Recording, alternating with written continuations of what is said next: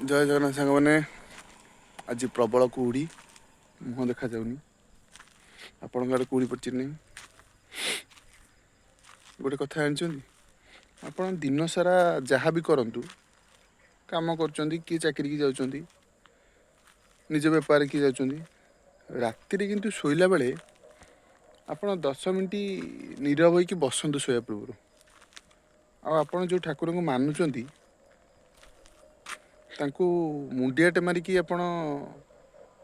स्थिर मन चिंता करेंगे दिन जाक भितर आपण कहार मन को दुख देना तो क्या मन को कष्ट है कि कहना तो आ दिन जाक भितर केतेटा काम ठीक कर काम भूल कर से पश्चातापटा करके आप शोबे तो आप मन में दुख अवशोष किसी रही जदि भी किसी आप द्वारा भूल हो भगवान आपको क्षमा करदे एतिकी सब करेंगे